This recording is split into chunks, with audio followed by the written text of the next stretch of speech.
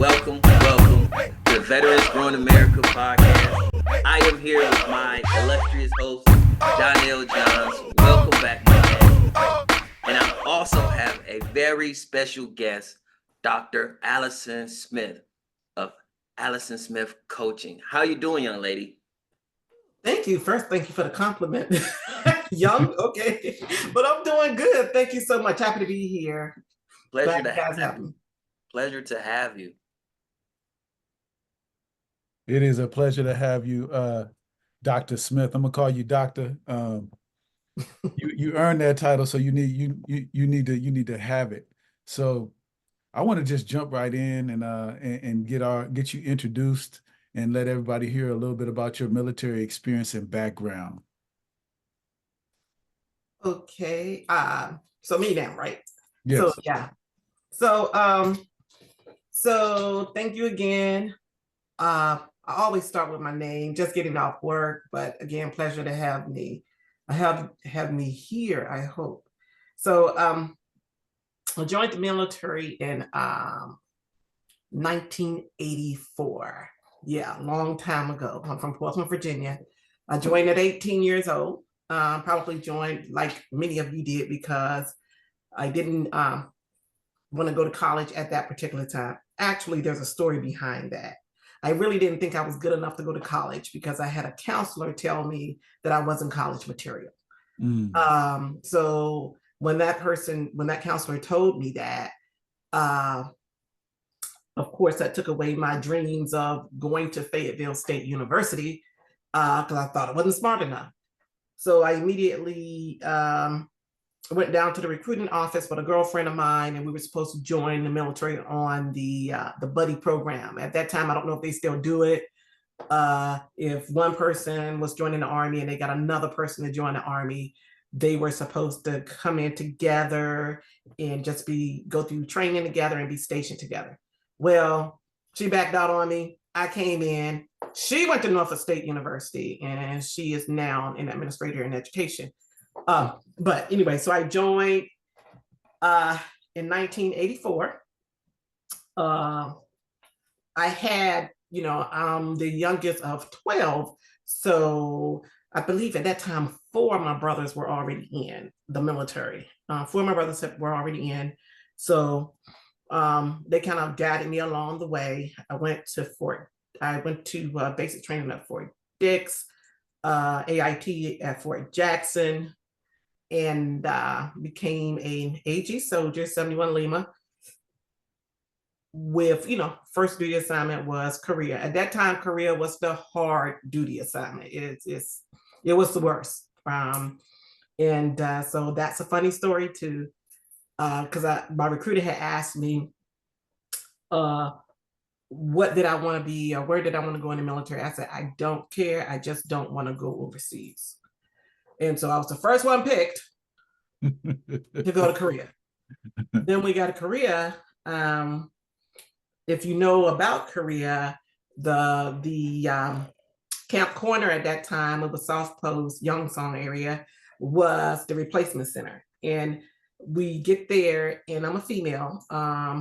As you know, I came out of postal school at Fort Ben Harrison, Indiana. I know some of y'all don't know what I'm talking about, because if you're young and you're looking at this, some of these posts are no longer active. Well, anyway, so at Korea, we get to the replacement station, if you will, replacement center. And, if you know Korea, you got 2nd Infantry Division, then you got Yongsan, then you had down south, Camp Humphreys and all those places. Well, I get there and they were like, don't worry about it. Don't worry about it. Because 2nd D was not the place that you wanted to be, right? You won't go to 2nd D. They only send the men up there. It's infantry, infantry and air defense and armor and all of that. So the day that we were about to ship, they say, Private Purvis. At that time, that was my maiden name. So I started looking around for another Private Purvis. I was like, oh, it's a Purvis here. Maybe we related. And they said, Private Allison Purvis. I was like, what? So I was the first name they called for 2nd D. So I go to 2nd D. We get up there and they said, okay, no problem. You're at Second D. You'll stay right here on Camp Casey. So Camp Casey was like of Second D, probably the most female friendly at the time. You was still not a lot of females up in Second D at Camp Casey. So I went there, they assigned me to the post office at Second AG, and I was there for about 2 months. And at that time, Lieutenant calls me in the office and she tells me, well, we have to send someone to Camp Edwards. And she says, and you're going, right? So if you know Second D, if you know that area, that's like the DMZ area. Probably maybe 4 or 5 miles from the DMZ. I mean, we could really run up there. And so it was on that particular camp, it was less than 9 females in that whole area. Mm-hmm. So yeah, so they got me there. And then of course I had to go work at Olette and Collier, which is actually on the DMZ. So I say the Army broke me in right because at that point I was ready for anything. So after that I went to Fort Ord, California, another it was, what was that? At that time it was 7th ID Light. So Fort Ord was at Monterey, California. You know what happened there. Every doggone month we did a 15-mile road march. So I was assigned to Air Traffic Control 4 unit there, 4 for the 57th Air Traffic Control Unit. And then a great thing happened. I met my husband, and from there we went to Germany. And because he was 31 kilo at that time, was a wire dog, he went to all of the infantry type assignments in air defense. So I followed him to where he went, because it's easier to get me there than it was to get him to anywhere that I wanted to be. So yeah, so from there, so I stayed in Germany for 6 years because I loved Germany. And so I stayed there, and then I left there and became a drill sergeant. I was a drill sergeant at Fort Jackson in basic training. Then I was a drill sergeant leader. I went to the drill sergeant school and became a drill sergeant leader there. I was selected for that.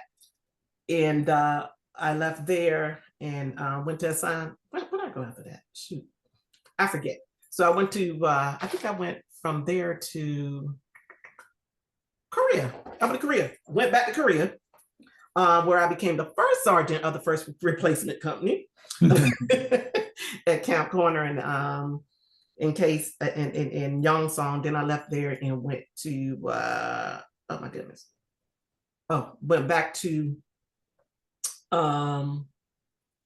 I went to PERSCOM, then I went to Korea, then I came back to Fort Jackson and became a first sergeant at basic training. I was first sergeant for Bravo Company 213 on Fort Jackson, and left there and went to the Sergeant's Major Academy. And left Sergeant Major Academy, went to West Point as the first of the first Infantry Battalion, Command Sergeant Major. Then I left there and I came to Fort Belvoir, where I was the the battalion Command Sergeant Major there, and then served as the Fort Belvoir Installation Command Sergeant Major for about a year before going to Afghanistan, coming back and retiring. So that is pretty much my journey. I probably left out a couple things, but yeah, that kind of sums it up. Yeah, you have a historic journey, 35 years, military service, civil service, and that's a lot of time to gather a lot of information. I want to know, where did, throughout these 35 years, where did you get the influence to get into entrepreneurship? I would say entrepreneurship or desire to be an entrepreneur did not come until after I had joined the federal service. After I left the military, I took about a year off, and then I joined the federal service. And I saw some of the things that they were doing within the federal service as far as human resources is concerned. When I first joined the federal service, I was director of, I was a branch as a supervisor for human resources. Then I became a director for human capital. And then now I am a director, a managing director, if you will. But I think during that time in the federal service, I had, what I saw was there were lots of veterans who were competing for positions in the federal service, and couldn't get the position, or they wanted to and they couldn't get a position within the federal service, or they were competing and just they weren't getting the hits. So what I wanted to do is like coach people, veterans or whomever, on how to kind of draft their resumes to make sure that they capture all of their experience, and that they knew how to translate that experience to the civilian sector. So with that, I wanted, at that point, I wanted to start a coaching company to help with that.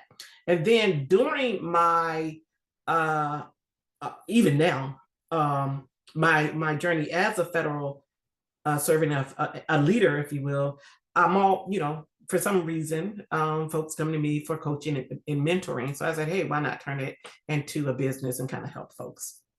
So really, that is what sparked me and what motivated me to want to coach and consult. It's basically just to help people. What's really cool that I found out, and I didn't know this until tonight, that you have 3 businesses. So not only did you start one business, but you started 3 businesses. So what inspired you to start even more businesses after you got into the business realm? I think what I wanted to do is I wanted to kind of break up what I did. So one is coaching, and that's strictly coaching. One is consulting, which is kind of helping people with businesses a little bit in the human capital, in the management areas, if you will. And then one is a ministry, it's a nonprofit, where I have a call and a passion just to help young girls who suffer from low self-esteem, and women to just reach and maximize their potential. So it's like 3 different areas, and yeah, I know I do a lot. I do. That's why I got like 1, 2, 3 offices in my house. You got an office for each space, right? Yep.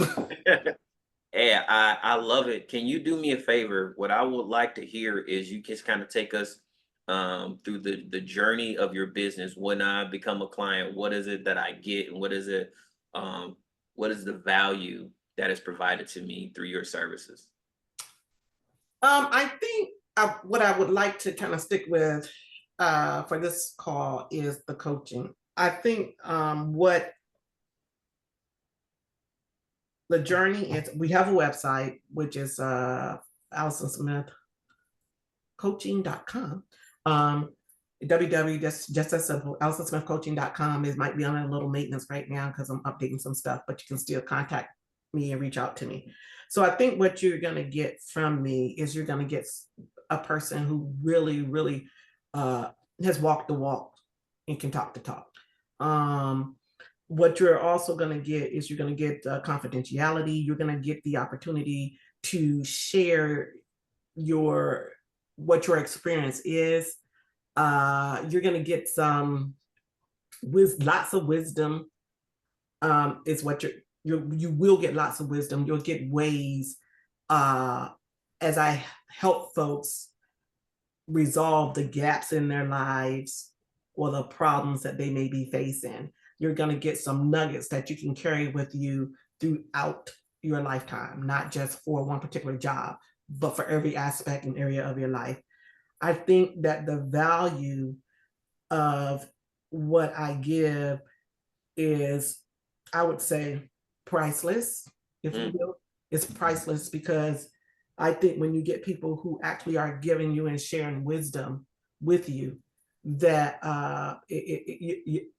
you really can't put a price on it. My husband always tell me to stop giving stuff away because I don't believe in charging people a lot of money. Sometimes I look at different businesses, coaching businesses, and I do believe that you got to invest in what you know to be the best. But I do understand that there are certain people who are at a particular income that can't always, you know, pay $500 for a resume. They can't even pay $100 for a resume. They can't pay $12,000 for, you know, a coach. They can't pay almost $50 an hour for a coach. So I think that what they will get from me as far as value, if we were to even try and put a price to it, that honestly they probably couldn't afford it. So I think that's what they're going to get from me. They're going to get a genuine person who's been through life, who's had some good times. You know, I've done some good things. I've messed up a lot. I failed, and they're going to get all of that. That's what they would get from me, and the value is priceless, I believe. Yeah, absolutely. 35 plus years of military experience, civil service experience, life experience. You said you got what, 3, 4 kids?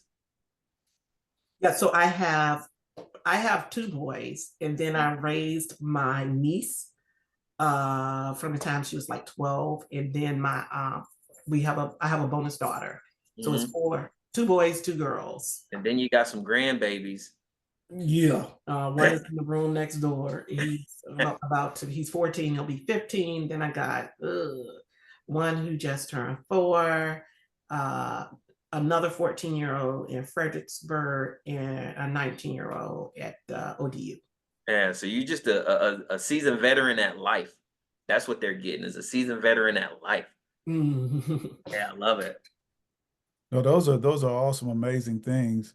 I want to rewind a little bit because you have over 35 years of military experience. Mhm. Through that 35 years of military experience, what are some nuggets that you received throughout that time frame to help you translate that information from the military to the business world that's now helping you succeed?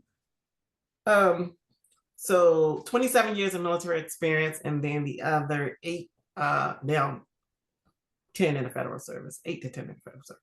But one nugget that I do want to share that I always remember, I never forget, from Sergeant Major Powell in Germany, and this was always have some pet peeves for yourself, not just for people, but for yourself, a standard that you hold yourself to.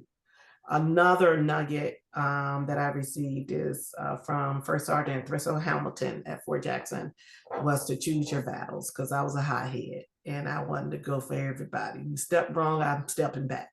I don't care who it was. It could have been the colonel, it could have been a battalion sergeant major, doesn't matter. So he said, hey, drill sergeant, get in here, choose your battles. So that's for as far as I would like to tell people, have a standard for yourself, right? Know what you can do, know what you can't do, or your limitations. If you don't know it, don't try to force it and pretend that you can do it. Just invest in yourself to do the things that you want to do. The other things about choosing your battles is that everything is not worth the fight. Everything is not worth the fight. So don't do it. Just think about yourself. The things now that I would say that have helped me with entrepreneurship, it's probably a little bit, you may have heard them before, is understanding that as an entrepreneur, you will be a leader. So therefore, you have to make sure that you are keen on your leadership skills and ability. You have to be a great problem solver, because you will ensue some problems. I think another thing that I think as an entrepreneur for me is making sure that you understand the risks that are out there. There are going to be risks. You're going to lose money before you make money. So expect that. You have to have some resilience, you have to have some commitment, and you have to be able to understand that it may not come as quickly as you want it to come. For example, if let's say, I see a lot of folks who are motivational speakers, that's the business that they want to go into as far as entrepreneurship is concerned. You may be speaking to one person for 2 years. You may be speaking to less than 50 for 2 years, but you can't give up. That doesn't mean that you give up. It means that you do the things that you need to do to get yourself in front of people, to make sure that you're investing in yourself, to shore up on your speaking, especially if you're coming out the military. Folks in the civilian sector, we can't be yelling and barking at them and telling them what to do. We have to find a different way to do it. You have it. You have what's needed, the information to share. But a lot of times we need to just work on our delivery and our presentation, if you will. So I think that's another thing that, like I was saying, you have to be committed to what you're going to do and what you're going to be. So those are just a few things that I think for me that I've taken away from discipline, right? I could go down the line of leadership. You got to be loyal to your business. You got to be disciplined. You have to have respect for your business and yourself. And remember, it's selfless service. If you think that you're going to become an entrepreneur and work less, if you quitting your job so you can work for yourself to work less hours, you may as well stay working for a business or a company that's already established, because you're going to have to put in double the time for your business, right? But I always say this: if you can give your organization 8 hours a day, or you can give yourself 12, okay? Because that's what that person had to do to get to the businesses that they have. So yeah, and those are integrity. Yeah, especially when it comes to the books. We got Mr. Simpson on the phone, Simmons up here. You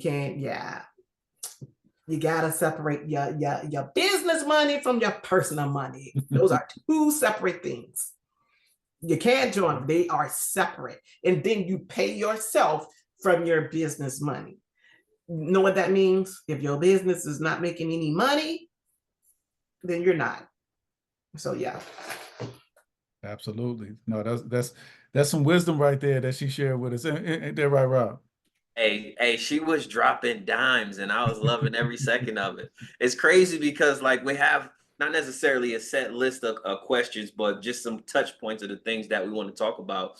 And as you're going through, you're just hitting so many of the touch points. I'm just like, yeah, them all of the nuggets that everybody need to hear. And I appreciate you sharing that. But let me ask you this, based off of your time in business, what are some of the maybe even one, just like the biggest challenge that you faced, that you would, knowing what you know now, would share to other entrepreneurs to say, hey, this is a challenge that you're going to run into.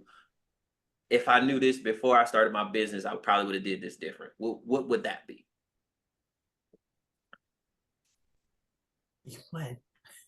One. Shoot. I probably would have gotten a mentor. That's a big one. I probably would have gotten a mentor to really knowing the difference between, just in case you don't know, because a lot of people don't know the difference between a coach and a mentor. Okay. A coach is going to help you answer a problem or something in life. There's a gap. They're going to help you, but they're not going to give you the answers to the questions. They're going to ask you questions. You're going to work them out. A coach doesn't necessarily have to be in your particular industry to coach you. They just ask you some questions. Nothing wrong with coaches. I'm one of them. A mentor is what I love to be. But a mentor is, to me, it's the person who's been through what you've been through, or they know. For example, if I wanted to be a global coach. If I'd have known what I knew now, then I probably would have listened to this lady that I called on the phone about coaching about 2012.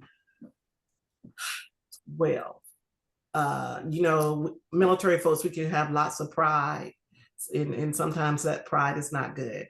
So as I was looking into becoming a coach, a short story, of course, I'm a researcher. I started researching. So I saw this company, I think it was like in Kentucky, and they were certifying coaches,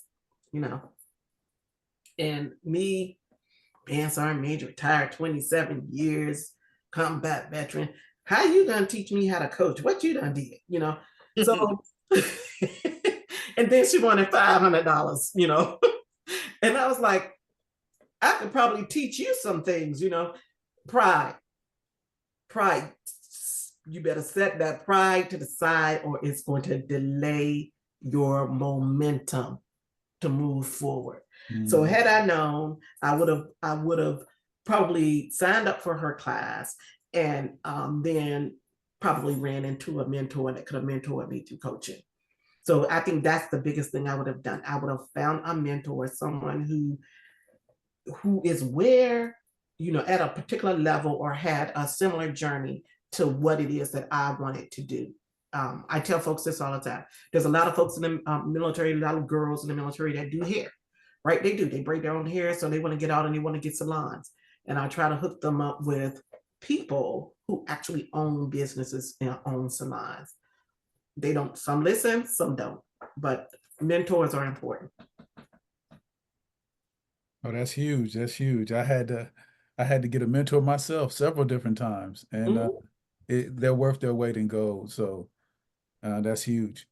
Let me ask you this. So when it comes to your coaching business, what are some of your goals that you want to achieve?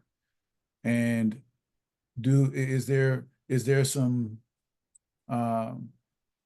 involvement in your coaching in the veteran community? So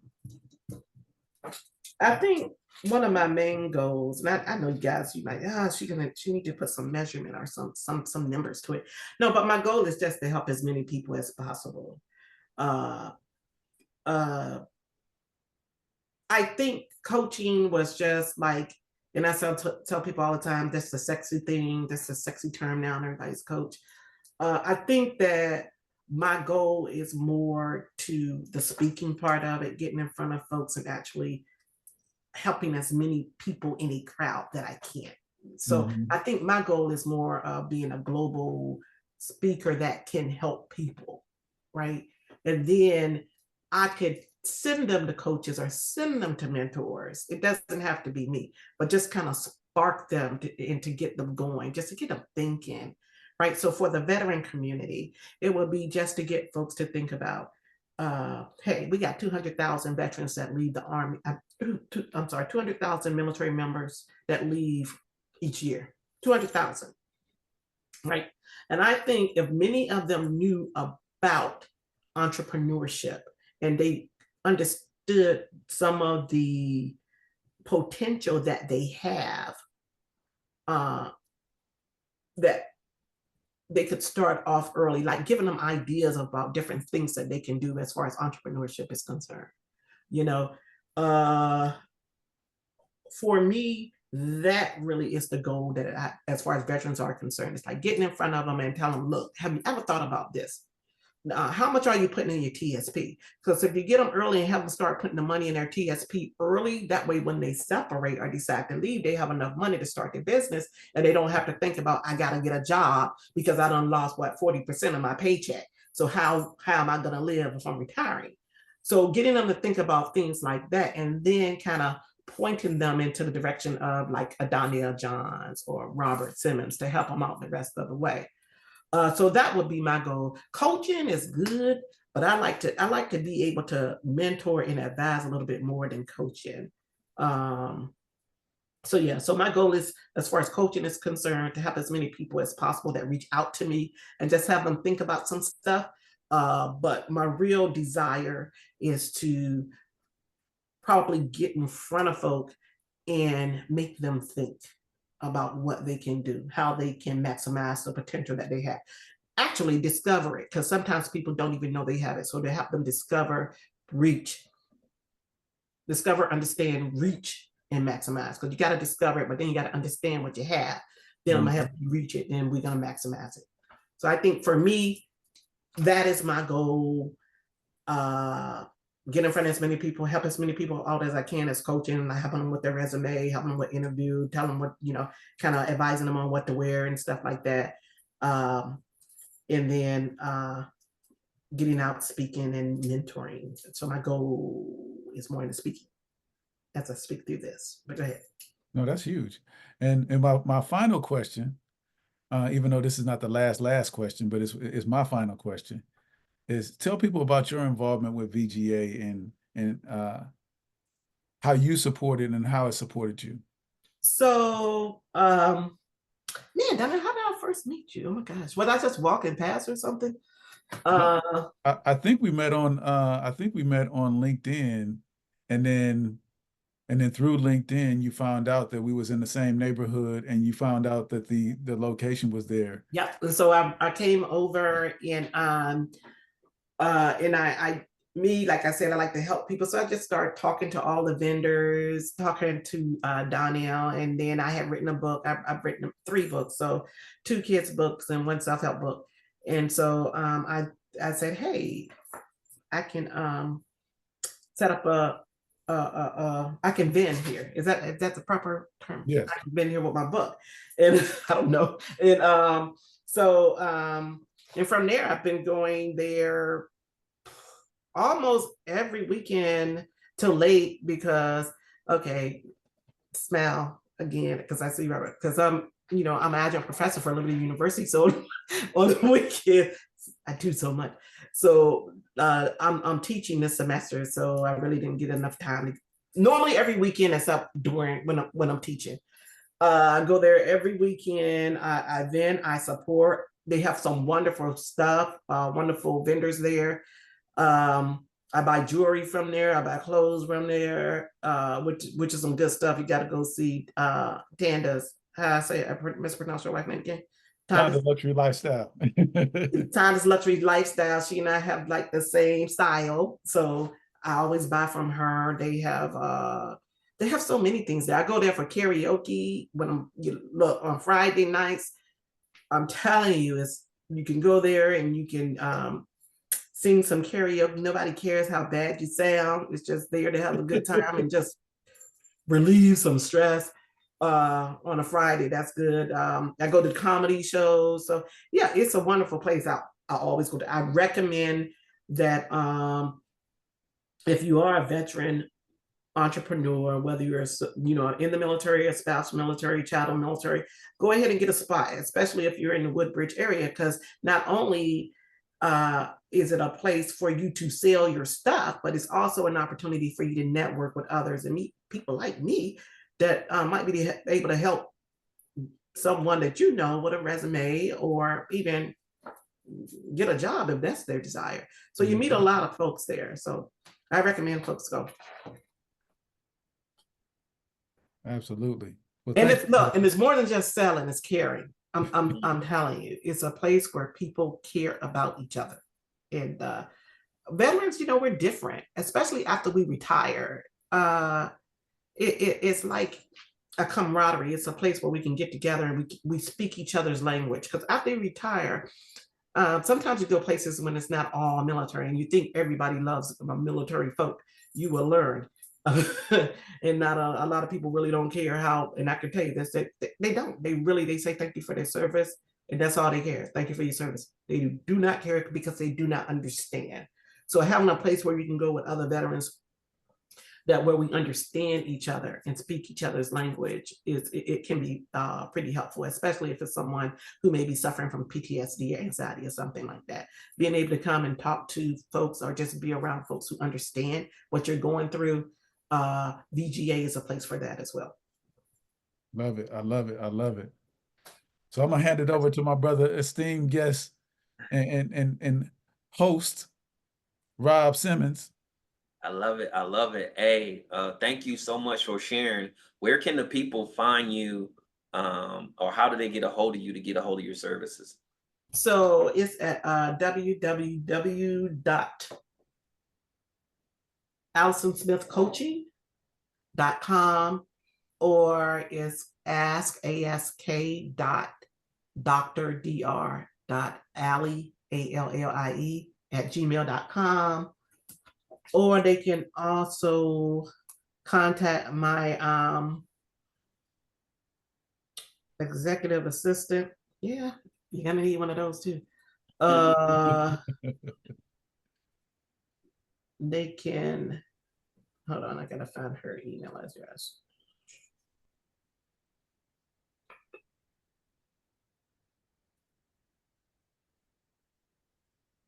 Oh shoot. It's Danita, DANITA, Anderson, ANDERSON, @gmail.com. Danita Anderson @gmail.com. And if you happen to be on Facebook or LinkedIn, if you go to Dr. Allison Smith, every day, except for the weekends, I do like motivational posts. In the morning, there's a scripture post comes out at 6:30. At noon, there's a video. And then in the evening, there's a quote. And it's just to help you through your day. I'm not trying to market and get you to get my services. It's literally, I'm not even taking clients until October of this year. And at that time, I will only take 10 one-on-one clients. And that's because I got a few speaking engagements. I speak at UVA in September. And I just did a couple schools. So, and I want my semesters to be over so I can really devote my time. So 10 folks, one-on-one services, coaching and mentoring, and speaking engagements all the time. So they can just reach out if they need a speaker, just reach out. Now, is the 10 folks you're taking, are you taking them now and are they putting them on a waiting list, or are you not opening your books until October? So no, thank you for that. No, the books are open. And then the 10, and then October will start. Gotcha. So once I get 10, we're done. Gotcha. That's amazing. Mm-hmm. Hey, Donnell, tell the listeners how they can help support VGA. So there's 3 ways that we need you to support. Number 1, and this is the most important, follow us on social media. Find Veterans Growing America on your favorite social media platform and hit the follow button. Number 2, if you're in the area of DC, Maryland, and Virginia, or you're on your way to the area, or you don't even know about Veterans Growing America and you're just now hearing about us, jump on a plane and come to Woodbridge, Virginia, and stop by our store and shop with us. And then number 3, go to our website, veteransgrowingamerica.com, and you could do 1 of 3 things. Number 1, you could donate to our organization to make sure that we can help as many veterans as possible through entrepreneurship. Number 2, you can become a mentor of our organization. And number 3, you can vend with us. And those are the 3 ways that you support our organization. And then last but not least, come by the store and shop, baby. Shop, baby. I do. Absolutely. Hey, Dr. Allison Smith, thank you so much for joining the show. Donnell, thank you so much for everything that you do for the veteran community. Truly appreciate both of you guys, and thanks for another great show. Absolutely. Thank you. Thanks for having me. Subscribe. Over and out.